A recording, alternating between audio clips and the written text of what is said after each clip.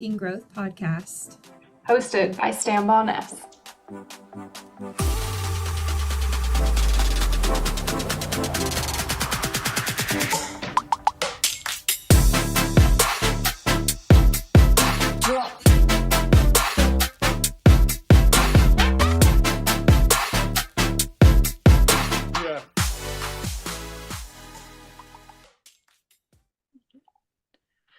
Hi, everyone. Welcome to AEC Groundbreaking Growth. This is Emily here with my co-host Jen Knox.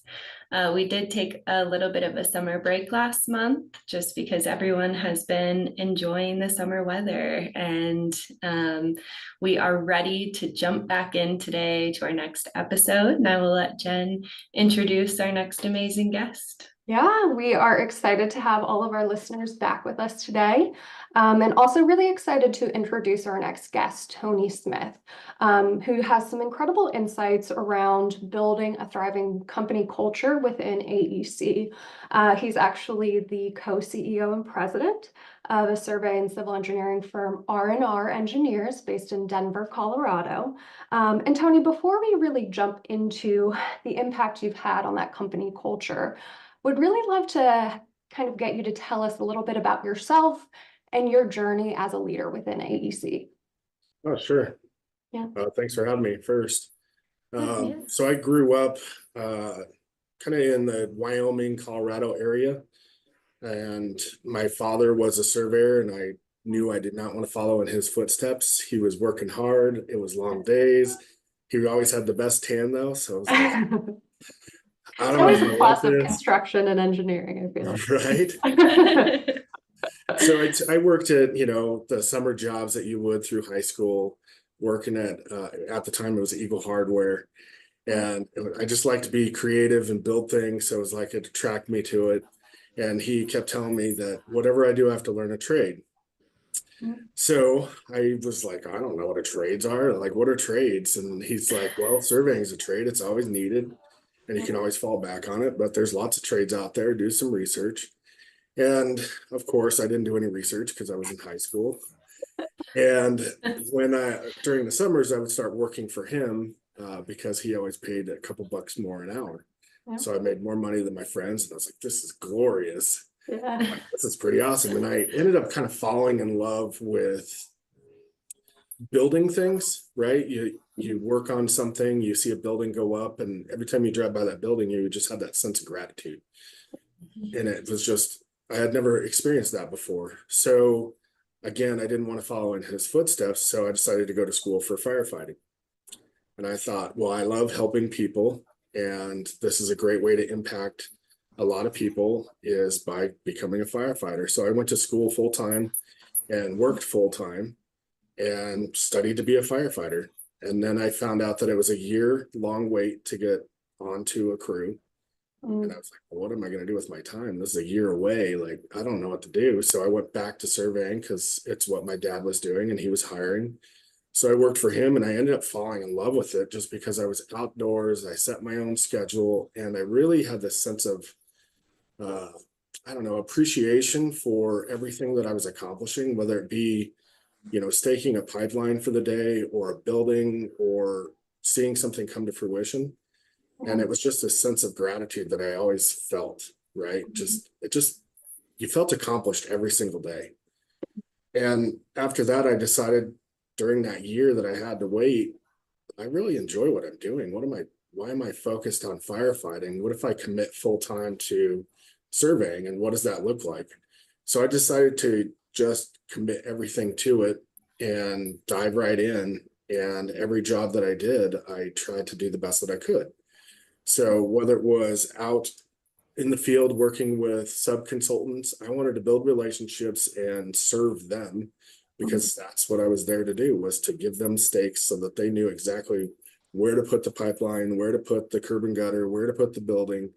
And we ended up becoming kind of like the site superintendent on job sites. Yeah. So focused on that, it allowed us to really think differently and be a part of the project team versus just a sub-consultant.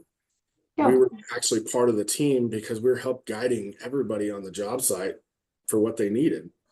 And that felt different to me. It felt empowering, right? So it's just like, I feel like I'm the leader here.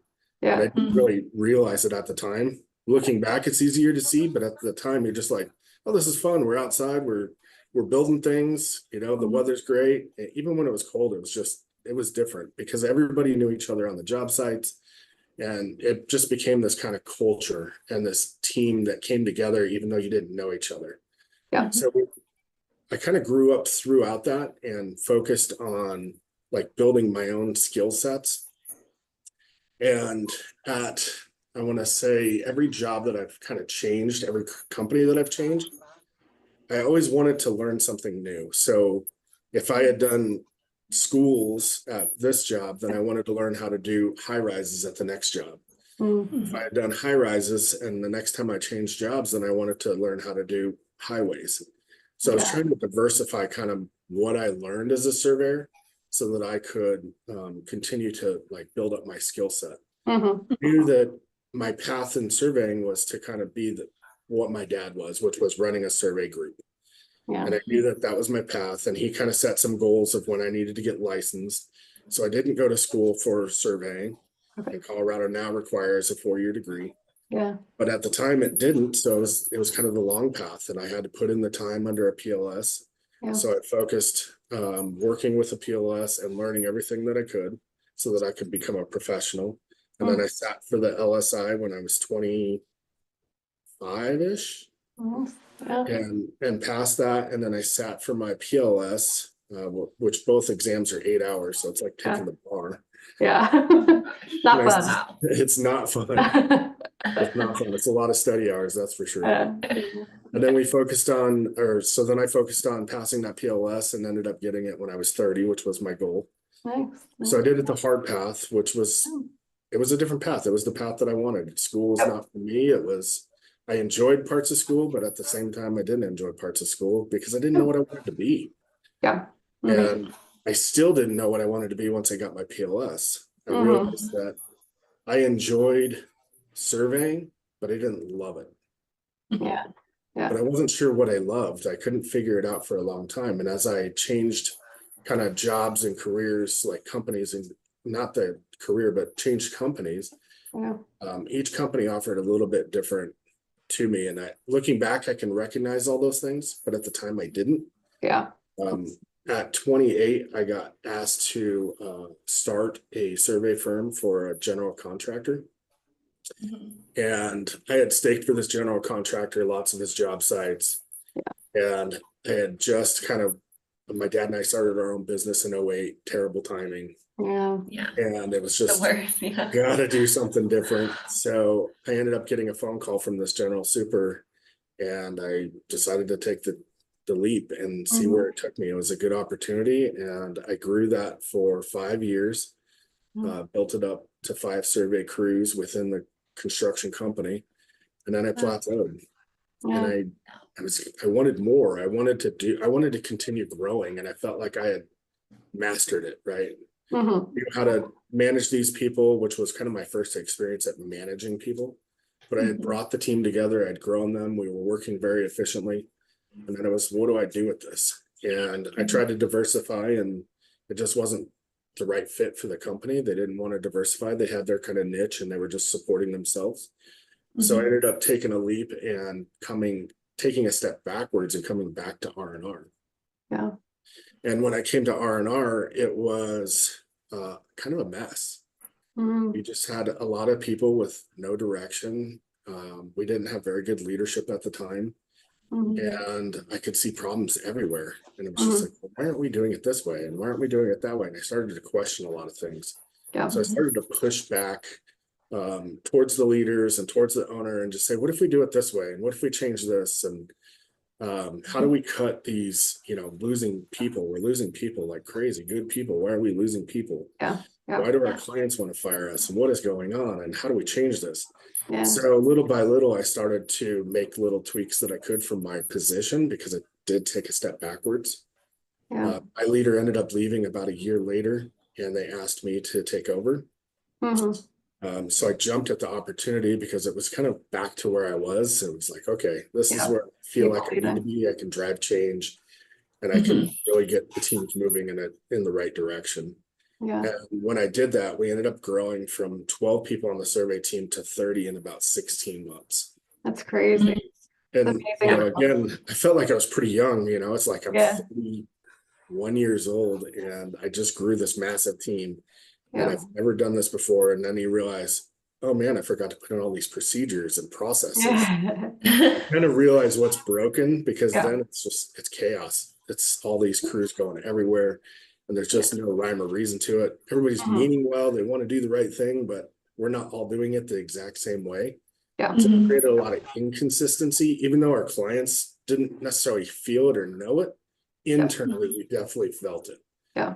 So we had to kind of slow it down and start to build the structure behind it and build in the processes and build in the procedures that we needed to kind of operate much cleaner.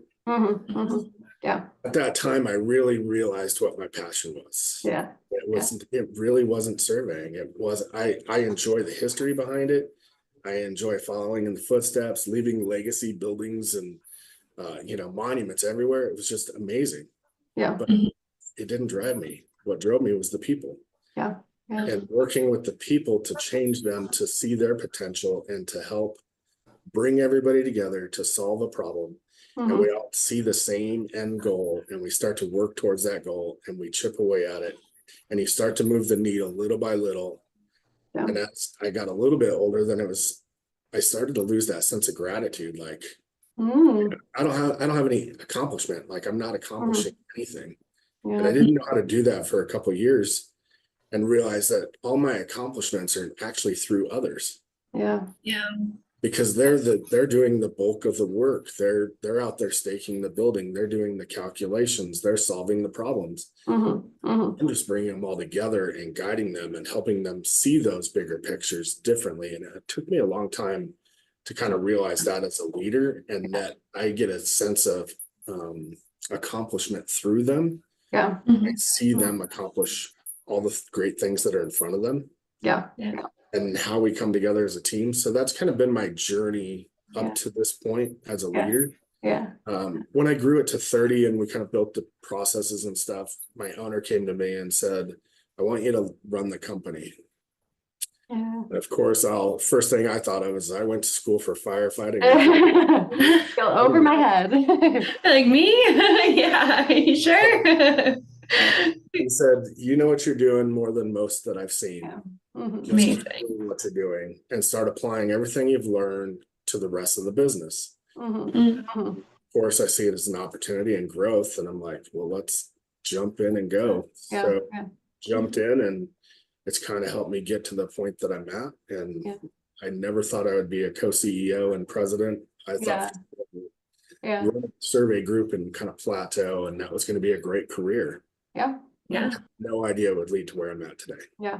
Well, Tony, what I love kind of about the story you just told there is, you started out by talking about that passion for survey and really being kind of that coordinator on site and pulling people together and kind of the team focus, right, of surveying and getting to this end product. And I think that is what you see in every point of your career and your career success. Now, as a leader, it's pulling the people together and again, seeing the product that they're delivering for other people.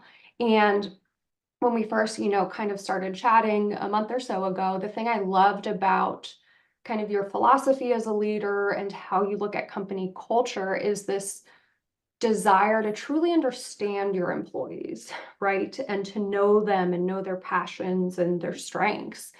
Can you kind of take us through why you think that's so important for leadership and what it's done for your company culture? Sure. When you have turnover and you watch really good people, friends, colleagues, and they walk out the door and you don't understand why, it really makes you think. And it makes you go, what are we doing wrong? What do we need to do differently? And then it got me to the point of, well, why do people leave businesses? So I started Googling, why do people leave businesses? Why do you change jobs? And I started just kind of putting my own research together. And I realized that the top 5 reasons had nothing to do with money. Because most of us try to solve it with money. We'll pay them more and they'll stay, and give them a bonus and they'll stay. And of course, those are, you learn that those are not correct. It's really not what drives us. So I had to understand who we were individually and as a team, and how do we shift that and drive that differently. So I looked at the top 5 reasons why people leave a business, which was conflict with the boss, conflict with a coworker, professional development and growth, acknowledgement or appreciation, feeling valued, and culture. Well, I knew that culture, I could influence culture, but culture is made up on its own. And it's not ping pong tables or anything. It's creating the right people in the right room and letting them do what they do best. That's your culture. Everything else is just adding to it or influencing it in different ways. So the conflict with the boss and the coworker, immediately you look at your problem people, like, who do I remove? Who is the drama? And we've always talked about what is good drama and what's bad drama, right? You really want good drama. We want people talking about the problems they solved, not the problems they have or the hurdles that are in their way, but how they're going to get through them. So we started talking, working through kind of how do we get rid of the people that are really negative? And we started to remove those people, and we really shifted our focus onto removing them. And then we looked at the next step, which was, okay, if we've removed all the kind of the negative Nancy's, how do we focus on professional development? So the only way to think about professional development is getting to know the people. Right. Have to ask questions. Just like when I was young, I didn't know what I wanted to be when I grew up. Yeah. It's amazing how many people still say that today, and they're in their 40s. Yeah. They're in their 50s. I don't know what I want to be when I grow up. That's okay. But if you're in a really good position and you're in a career and you want to advance that career and you want to keep growing, that's what life is just growth. How do you continue to grow as an individual? Because when we plateau, we get stagnant and we want to move on. We want to make a change. And most people will make that change after about 2 years of plateauing. They just get stagnant. They get bored. They don't realize why they're stuck.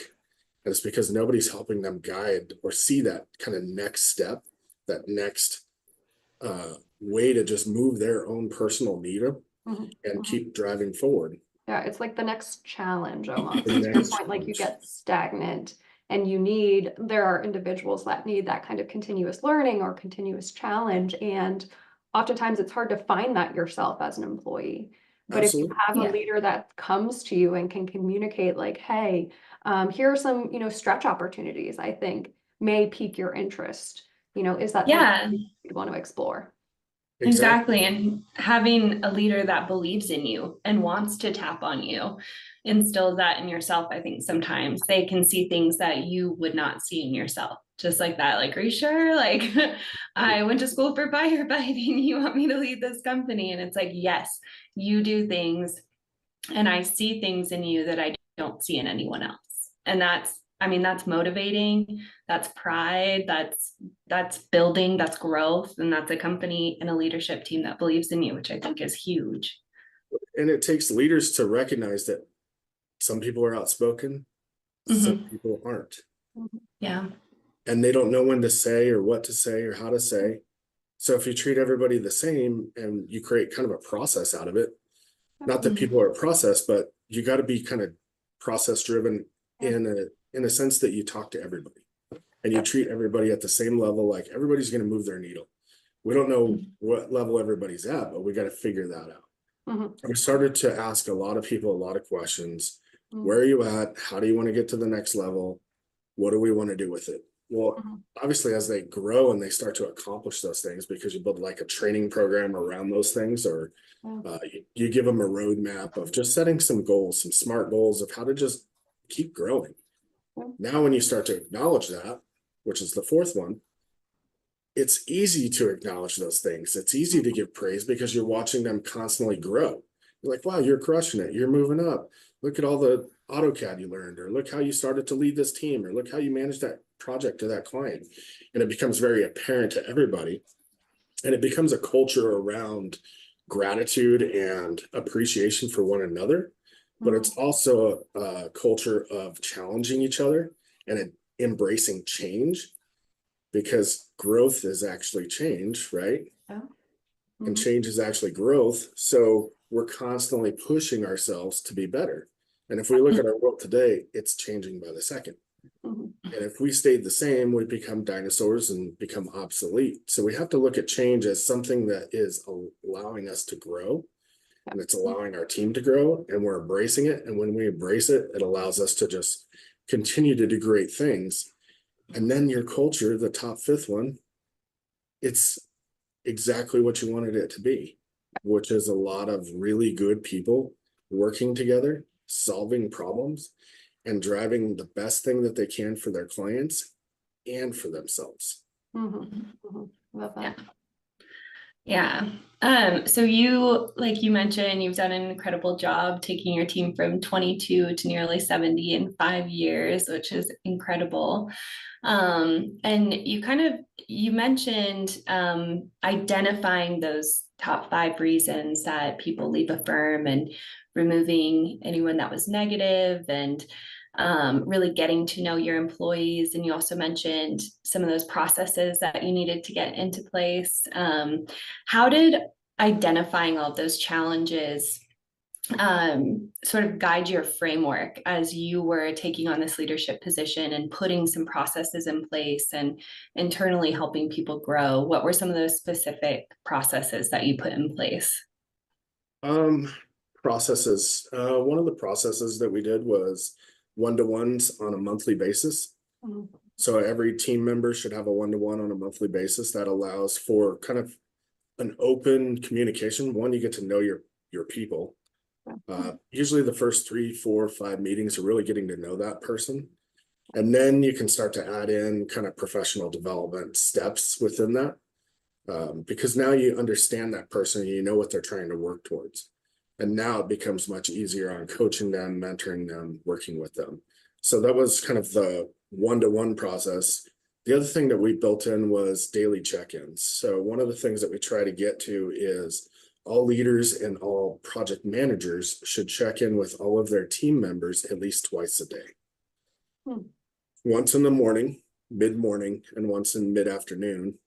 The kind of morning is they've already kind of ramped up for the morning. They're kind of working on something, and you can answer some questions very quickly. Like, what are the issues? What are the hurdles? Let's reprioritize. Let's get our time management down. Let's make sure that we're on these right tasks. And then the follow-up is, how are we doing with those? For me, it was an opportunity to praise my staff on how much they had accomplished. It was a second opportunity for me to answer any questions, because they always hit roadblocks at some point in time. They also know that I'm going to be there twice a day, and they've got 2 opportunities no matter what that I'm going to be there. So it creates that consistency of presence and allows them to save questions and know that I'm going to come to them twice a day, and they can ask those questions then, and they can accomplish a lot. Of course, if they get stuck, they can come anytime, but once they have that cadence, they understand it, and they work through it differently. And then in the afternoon, they also know that we can kind of gauge our future, our tomorrow, with what's happened today. What did we get accomplished, or what didn't we get accomplished, and how do we reframe our schedule for the next day or the next week, so that we can constantly look ahead instead of being on a fire drill. And I think that kind of process, Tony, did you get pushback from leaders in doing that? Of course. Always, right? I think sometimes as an employee, what I can find disheartening, I felt at other firms, is, okay, we have these check-ins, but project work is project work. Things come up, oh, let's move it, let's shift it, let's cancel for today, etc. You really have to have leaders that are committed to meeting with those employees and saying, hey, this is a priority. It's a priority for ensuring my employee feels supported, that the client gets the work they need, quality work, etc. So how did you kind of manage through maybe some of that pushback from the team? Well, it's helping them see the bigger picture, right? Yeah. And a lot of us see it as a hurdle because it's hard to get out of your comfort zone. Yep. Engineers and surveyors solve problems, and notoriously introverted, but they're actually pretty extroverted once you get to know them. You start to talk to them and really build a rapport. They're pretty extroverted people. So getting them kind of out of their comfort zone and realizing that, hey, there's more to this and it's a bigger picture and it's not just this problem right in front of us. They slowly embrace it, but it took some time, right? Because it's not a habit they're used to.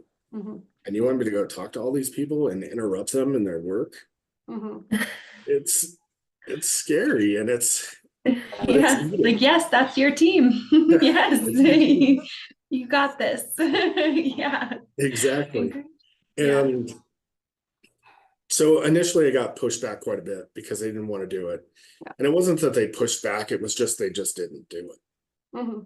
And as they started to do like once a day, then they realized what they accomplished in that 15 minutes, because that 15-minute check-in turned into an hour because they had all sorts of questions. And then they learned, wow, this person was really stuck. And I think the biggest mistake that we make is that when we hire somebody, we assume they know exactly how to do that role. I hire a design engineer. Okay, you've been doing this for 4 years. You know exactly what you're doing, so go. And they don't talk to them. They don't train them. They just put them into the position and assume that they know how to do it. Or they hire a PM and they say, you know exactly how to manage. Well, they know based on their experience, previous experience.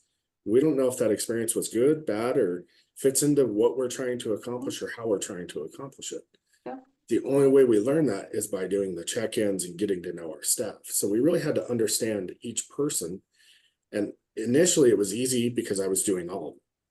But as we grew, it was, this isn't going to work. I got to have more people doing this. I got to build layers into this. And I've got to start getting all of the managers to do this at every level, because we all need it. And when people check in with other people, one, it's just good to see people and build that camaraderie. But at the same time, we all want a little bit of direction on where we're headed and what we're trying to accomplish. Otherwise, we're just working on the day-to-day and it becomes kind of complacent and it just becomes mundane and it's the same thing over and over. But when we talk about the bigger picture and what our goals are and what we're trying to achieve, boy, it changes it's a whole different perspective, because now you know why you're doing what you're doing. You know why you're designing what you're designing. Not that we don't know that, but tying it to that bigger picture all the time gives you a whole different sense of gratitude towards it. It's a different sense of purpose. That constant reminder or connection to purpose, because we do get lost in the day-to-day and forget why it's important and why it matters and how it's contributing to something bigger. And I love how you've separated that kind of monthly check-in on development and goals with the day-to-day, because then they each have dedicated space and time to focus on development and then kind of the check-in, which I think is so important overall. Well, and it's you're not giving direction, right? You're not there to tell them what to do. It's not micromanaging. You're there for them. You're there to answer their questions and guide them. And it becomes easier for both parties because we've built this rapport together. We're now equals. And it's not they trust you how to do it. Exactly. You're entrusting them. Yeah, there's a mutual trust. And especially I think when you're developing those consistent check-ins and they know that they can count on you to be there to answer questions, they know you'll be there to listen to their ideas or listen to how something could improve. Like, I think that's the way you build trust and rapport, like you talked about, is that mutual. I know what to expect. I know what you expect from me, and let's start there and see what we can build on this team. It's the foundation of every relationship, right? Yeah, absolutely. Very, very true. So Tony, you had talked about kind of that time period before R&R when you kind of had a little bit of that entrepreneurial bug, had your own kind of survey group and company within, supporting that GC, et cetera. When we think about kind of next gen leaders within AEC, and some may be interested in kind of starting their own business or kind of leading a group and a team, how would you encourage them, and what would be your advice to think, in regards to kind of risk and taking opportunities? What advice would you give for kind of young AEC leaders that are interested in leading teams or starting their own business? Sure. I would say be patient with yourself. Mm. One is everybody tries to go too fast. And they try to jump in and they feel like they know everything. And I can tell you, I don't know everything. I don't know anything. Yeah. Some days yes, there's a Yeah. lot to learn. Yeah. And we're all learning, and it's okay. So have grace with yourself. Mm. But at the same time, how do you see the opportunity? Are you able to see it? Mm-hmm. And do you need somebody to help you see that opportunity? Mm-hmm. So having a coach, having a mentor is a game changer. It helped me see a lot.